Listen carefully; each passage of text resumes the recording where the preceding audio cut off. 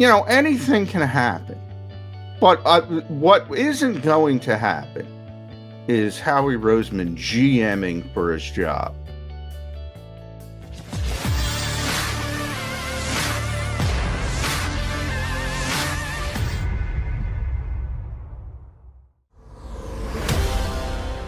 All right, so we are now just less than a week away from the start of the combine in Indianapolis. The bubble has been burst. It's going to go on as scheduled. The Eagles contingent will be out there, led by Howie Roseman, the general manager, who we believe to be the number one mover and shaker when it comes to player procurement, draft day, final say, all that stuff. Howie's track record on the draft is a mixed bag of tricks, some outstanding late round picks, some very mistake heavy early picks in the draft. But Howie will be the guy in charge again this year.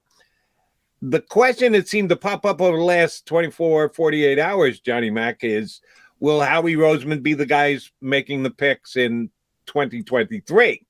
That Howie's contract ends at the end of the 2022 season, and we're however many weeks away from the start of the new National Football League year, which is in March. So Howie will be entering the final year of his contract, which makes him, quote unquote, a lame duck general manager. I think that is one of the most overstated things in sports. How can someone possibly work on the last year of their contract? Easy, do the work. I'm going to disagree with you there, Jody, but there's a number of layers to this story. And I'm going to start it with this. Where did this start? Do you know? Like, who brought this up first? That Howie is on the last year? Because I don't know. I'm being honest. Are you suggesting it's not a reasonable conversation? No, it's a reasonable conversation. I wouldn't be so sure that Howie's on the last year of his contract. Now, he was, I know where they're getting it from. And again, I don't even know where it popped up. And that when Doug Peterson got his extension, which was, I believe, 2018, they aligned Howie and Doug together, which would have ran out at the end of 2022. My only point is, and by the way, now that it's out there, I'll ask the question if we ever get to talk to Jeffrey Lurie at some point, and Howie will talk out there, and they'll probably ask it. Unfortunately, I won't be there, and they'll probably clear it up by then. They might have already aligned the contracts. Typically, you want to align the general manager with the head coach. So when Nick Sirianni got his job, they might have already aligned the contract. I don't know, because GMs, being honest, it's not as public knowledge as in front office people. The contracts are not as public knowledge as, and especially when you're talking about extensions. Now, when a guy gets hired, people will automatically ask the question, well, is it 4 years? Is it 5 years? Something of that nature. So, excuse me. So if people are excited about this being a lame duck year for Howie Roseman, two things with that. One, it might not be already. Two, it won't be come September.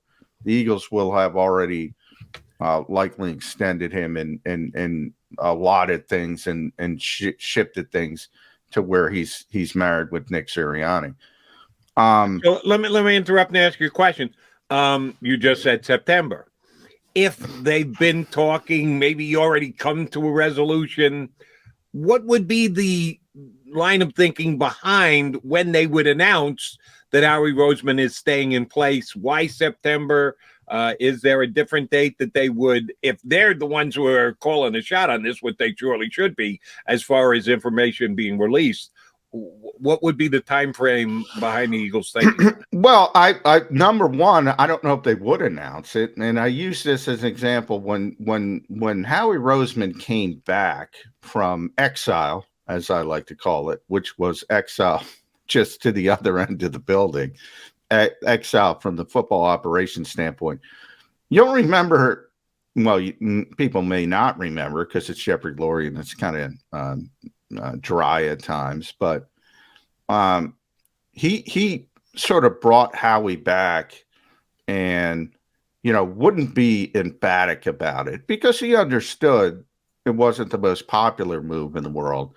It wasn't the most common move in the world to essentially fire a guy and then bring him back. But it was a weird dichotomy because he didn't fire him. He gave him a raise, and he gave him a better title, and he just sat him over in the other side of the building and let Chip Kelly hang himself. I think it was the biggest mistake in Jeffrey Lurie's 27 years as the owner of the Eagles. But nonetheless, when he brought him back, he had the press conference, and whatever his title was at the time, I think it was Vice President of Football Operations. And Jeffrey sort of open-ended. We'll see how it goes. He's got to learn. He's got to work with people. He's got to be collaborative. And then all of a sudden, he let inertia take over. And all of a sudden, after the season, you hire the new coach. You have this lull that we're in now. Guys aren't speaking a lot, and the inertia took over. And everybody just assumed Howie was in charge because Howie was in charge. And we're all right to assume that. But the Eagles never had to really do anything. They had to never make that concrete. And I go back to, I think it was 2019, when the Eagles shifted Howie's title again from, I think it was executive vice president of football operations. And then he never had the official GM tag. They put the official GM tag back on him. Again, titles don't really mean that much.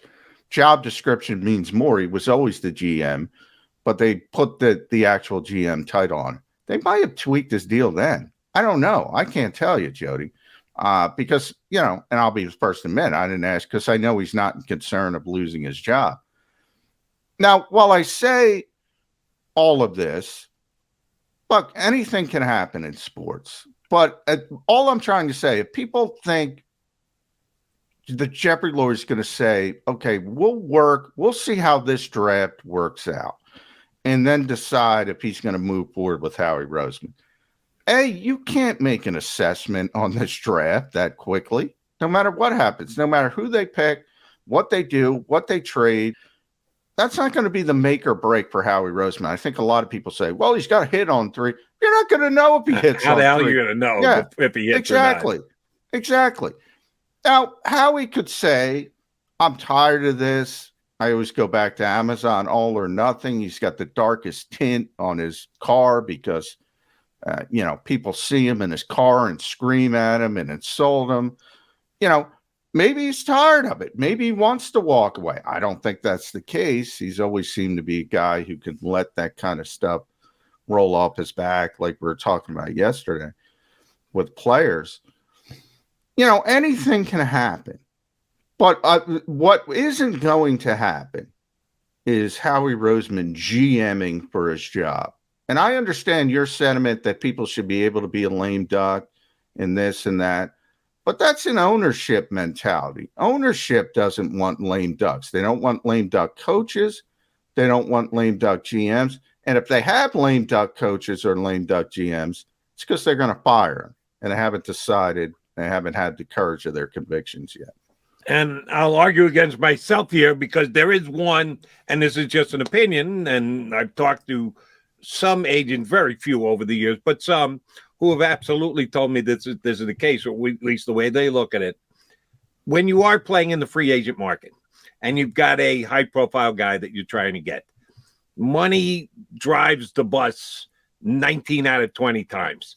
But that 1 out of 20 where a couple offers are equal, when agents are making decisions, advising their clients which way to go, the power structure within an organization, knowing that you can deal with a guy, you've watched how he's worked before. Is this a radical guy, have a down year, turn around, cut his rear end, or a guy who is going to adhere to the cap and give you another chance?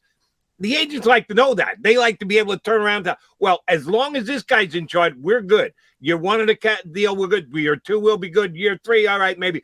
They want to know. Agents want to be able to advise their clients. And if the general manager's in a position with, I give you the deal today, but I could be gone in a couple of months, that's not something that people want to usually jump into. So that is the advantage of having a guy that is locked in for several different years. You and I both know, Doug Peterson being an example, you're going to have a 5-year cut. It doesn't mean you're going to get all 5 years. Yeah. But at least if the team is committed to that length and have to pay off their mistakes, which means they probably won't do something, the players like to know that, who are free agents. So that's why I think it is a very legit story. And you mentioned how he's going to be out at the combine. There will be people there. He'll have at least one media session, if not multiple media sessions. It's a legit question because we're now within days of the new year starting. And if this is the final year of Howie's contract, then as per what the Eagles have announced, that's the case. If they've done a handshake deal behind the scenes with Howie Roseman and we don't know about it, maybe Howie will fill in the blanks for us when he's out in Indianapolis. We'll have to wait and see. All right, he's John McMullen. I'm Jody McDonald. We are the Birds 365 guys. Howie Roseman's contract status being one of the things we're discussing today. Combine status being another. We'll get into a couple more different topics with both the Birds and around the National Football League. Hoping to get our first guest of the morning, Jeff Kerr. I see him on the board. Our pal from CBSSports.com ready to join us next here on Birds 365.